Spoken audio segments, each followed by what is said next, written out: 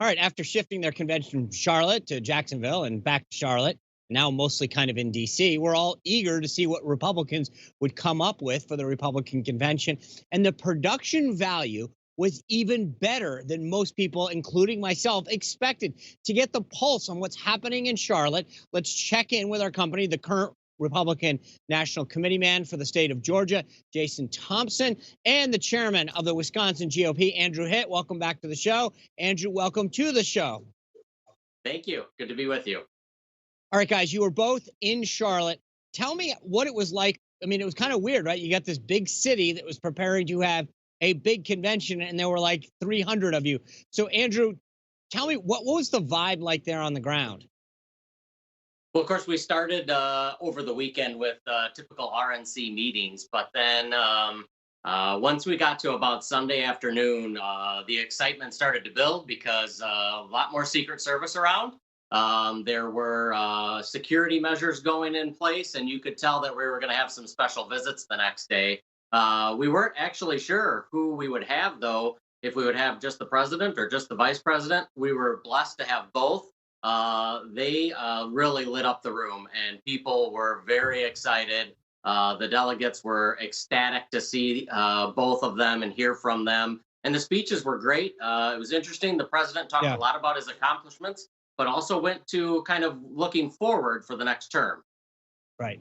Jason, what did you think about the setup in Charlotte? Were you bummed that there weren't more people there? Or did you just kind of like having the place to yourself? No, of course we both wanted all of our delegates to be there with us, but I was a little pessimistic, I guess, up front that it was going to be virtual and everything. But as Andrew was saying, the excitement just kept building. And I told some reporters this beforehand that our convention is going to be much more exciting than what the Democrats are doing. I watched their convention, and it was quite frankly depressing. Um, they even had depressing music in between the segments. And I knew ours wasn't going to be that. It was going to be substantive. You're going to hear from real people. It was going to be exciting. And we were all excited to be there. And I know everybody in Georgia, the base of our party, and all Republicans are excited about the convention. All right, let's do a little bit of a lightning round here. I want to know who each of you thought was a standout from last night. I'm going to start with you, Lindsay. What was your big takeaway from last night in terms of a speaker or a message or a piece of production?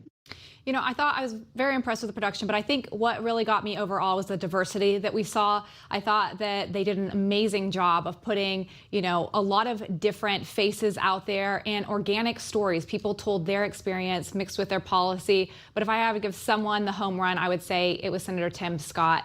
He just looked very presidential in the way he spoke, and he gave a hard message, but in a very kind and compelling way. And I love that he told his story about his grandfather and him being the first Republican African-American senator. Andrew, what about you? What stood out from last night for you? That stood out for me too, but I have to tell you, the speech by Donald Trump Jr. really just stood out to me. I mean, he was articulate. He delivered it well.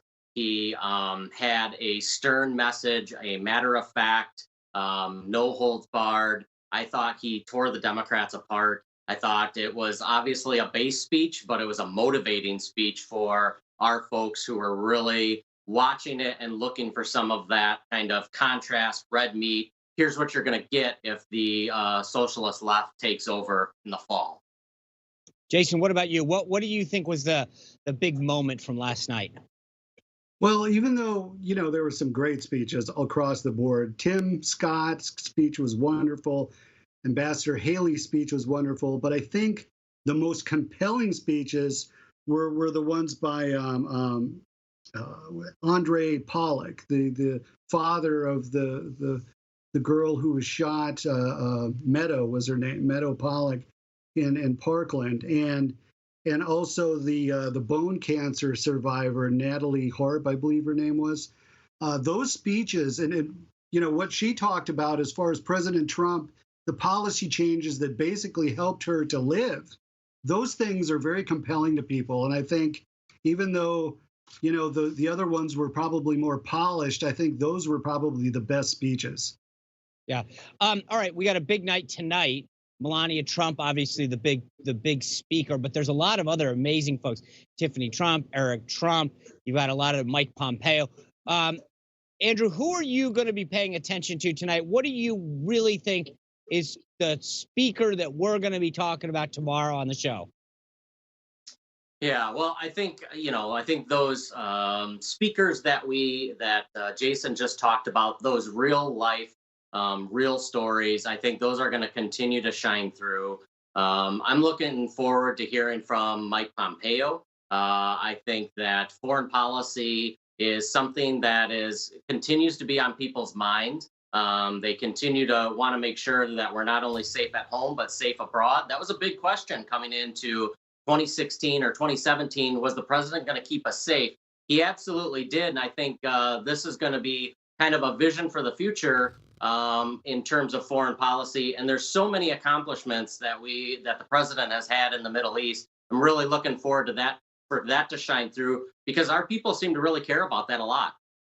Yeah, Lindsay, what about you? What are you going to look for tonight? What do you think we're going to be talking about tomorrow? I think, hopefully we see some of those personal stories, less of the celebrities, but I'm really interested to see Melania Trump. We don't get to see a lot of her, especially since there aren't rallies. She's not out there much, but I think people forget that she is an immigrant. So I hope that she really tells her story and her story of success. People remind people of the kind of first lady that she is. So I'm excited to see her speak, and also Tiffany, because we don't hear from her much either. All right. Jason, what about you? What do you think is going to make the news tonight? Well, I think there'll probably be some sort of surprise. I think there always will.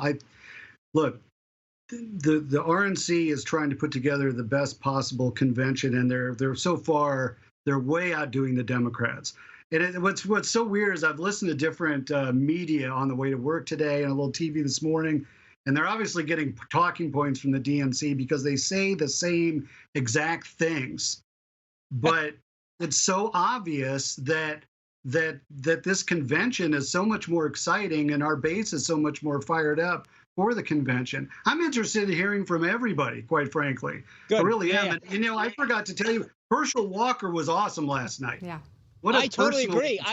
There isn't one speaker that I thought last night didn't hit it out of the park. I was sort of like, I kept thinking to myself, I got to take a break and go to the restroom or something. I mean, there wasn't a moment. The videos, the use of the president, everything was fantastic from finish to start. Anyway, thank you guys for sharing your thoughts. I assume both of you will be at the White House for the big speech. So good luck. Stay in touch. We hope to touch base with you soon. All right. Thanks so much. Good to be with you today. Well, last night at the RNC, we heard the stories of several immigrants who came to America for a better life. Elizabeth Pipko, a fashion model and rising star in the Republican Party, is the child of immigrants, and she tells her story in her new book, and we're going to talk to her next.